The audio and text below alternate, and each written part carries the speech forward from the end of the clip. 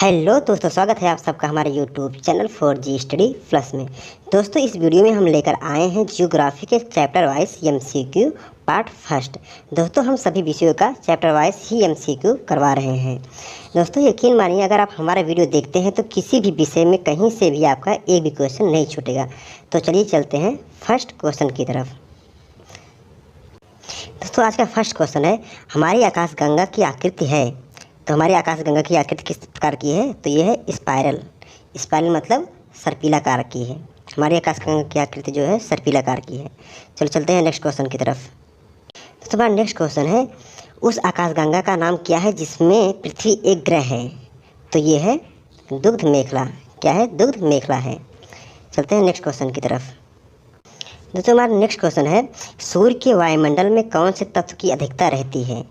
तो किस तत्व की अधिकता ज़्यादा रहती है? तो ये रहती है हाइड्रोजन की। दोस्तों, हाइड्रोजन की जो अधिकता रहती है वो 73.46 कितना 73.46% होती है।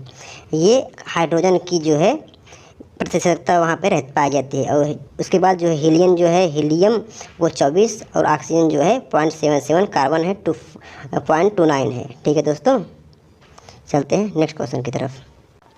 दोस्तों, हमारा नेक्स्ट क्वेश्चन है, धूमकेतु किसके गिर्द परिक्रमण करते हैं? ठीक है, धूमकेतु किसके गिर्द परिक्रमण करते हैं? तो ये करते हैं सूर्य के।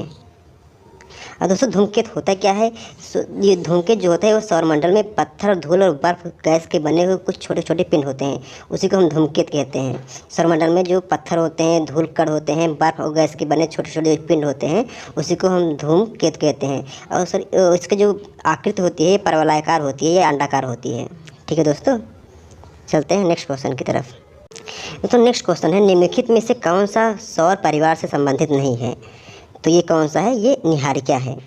क्षुद्र ग्रह, धूमकेतु ग्रह ये सभी सौर परिवार से संबंधित है, लेकिन निहारिका जो होती है ये सौर परिवार से संबंधित नहीं होती है। अब चलिए देख लेते हैं निहारिका किसे कहते हैं। ये आकाशगंगा के निर्माण की शुरुआत हाइड्रोजन गैस से बने विशाल बादल के संचयन से होता है। ठीक है, तो जिसे हम निहारिका कहते हैं। क्या कहते हैं उसे? निहारिका कहते हैं। जो आकाशगंगा के निर्माण की शुरुआत जो होती है हाइड्रोजन गैस के छोटे छोटे तथा गैस के बने विशाल बादल के संचयन से होता है, उसे हम निहारिका कहते हैं। और ये जो निहारिका होती है इसी से ही ये सौरमंडल का निर्माण होता है। अगर हम ये बोले कि निहारिका को सौरमंडल का जनक कहा जाता है तो ये सही होगा। अब हमारे सौरमंडल में जो हमारे सौरमंडल होते हैं उसके अंतर्गत ये जो क्षुद्र ग्रह हैं, धूमकेतु है, ग्रह हैं, उपग्रह हैं, छोटे छोटे पिंड जो हैं, ये सब उसके अंतर्गत आते हैं। लेकिन निहारिका जो होती है वह सबसे अलग होती है। ठीक है, चलते हैं नेक्स्ट क्वेश्चन की तरफ। हमारा नेक्स्ट क्वेश्चन है, पल्सर होते हैं। ये क्या होते हैं पल्सर? पल्सर जो ये होते हैं ये तेज़ी से घूमने वाले तारे होते हैं। ये पल्सर एक उच्च चुंबकीय घूर्णन वाला एक न्यूट्रॉन तारा होता है। ठीक है दोस्तों, ये बीम उत्सर्जित करता है। ये विकिरण जो है इलेक्ट्रोमैग्नेटिक विकिरण की बीम उत्सर्जित करता है। ये जो है पल्सर जो होते हैं ये उच्च चुंबकीय घूर्णन वाले न्यूट्रॉन तारा होते हैं, इसी को हम बोलते हैं पल्सर। ठीक है, चलते हैं नेक्स्ट क्वेश्चन की तरफ। हमारा नेक्स्ट क्वेश्चन है, सौर ऊर्जा को विद्युत ऊर्जा में परिवर्तित करने के लिए आवश्यक तत्व है। ये कौन सा तत्व आवश्यक है? ये सिलिकॉन है। ठीक है, ये सिलिकॉन है। तो चलिए चलते हैं नेक्स्ट क्वेश्चन की तरफ। दोस्तों, नेक्स्ट क्वेश्चन है, जब सूर्य से पृथ्वी की दूरी अधिकतम होती है तो इसे कहा जाता है। तो इसे क्या कहा जाता है? इसे बोला जाता है नक्षत्र। क्या बोला जाता है? नक्षत्र बोला जाता है, जिसको हम बोलते हैं अपसौर्य बोलते हैं। और ये कब होता है? ये 4 जुलाई को सूर्य से अधिकतम दूरी पर होता है। क्या? पृथ्वी जो है 4 जुलाई को सूर्य से सबसे अधिकतम दूरी पर होता है। और सबसे न्यूनतम दूरी पर कब होता है? 3 जनवरी को सूर्य जो है पृथ्वी से सबसे न्यूनतम दूरी पर होता है। ठीक है, और ये जो होता है जब पृथ्वी सूर्य के सबसे नज़दीक होती है तो उसे उपसौर कहते हैं, और सबसे अधिकतम जब दूरी पर होती है उसे अपसौर कहते हैं। ये बात को याद रखिएगा। चलिए चलते हैं नेक्स्ट क्वेश्चन की तरफ। हमारा नेक्स्ट क्वेश्चन है, पृथ्वी सूर्य से अपनी अधिकतम दूरी पर होती है। अभी इससे पहले वाले क्वेश्चन बता चुके हैं 4 जुलाई को। अब सबसे न्यूनतम दूरी कब होती है? ये 3 जनवरी को होती है। इस बात को याद रखिएगा। चलिए चलते हैं नेक्स्ट क्वेश्चन की तरफ। हमारा नेक्स्ट क्वेश्चन है, निम्नलिखित में से कौन सा एक विशालतम ग्रह है? तो ये कौन सा है? ये है बृहस्पति। कौन सा है? बृहस्पति है। दोस्तों, नेक्स्ट क्वेश्चन है हमारा, सौरमंडल के 4 सबसे विशाल ग्रह अवरोही क्रम में है। तो सबसे विशाल ग्रह 4 कौन कौन से हैं? ये हैं बृहस्पति, शनि, यूरेनस और नेपच्यून।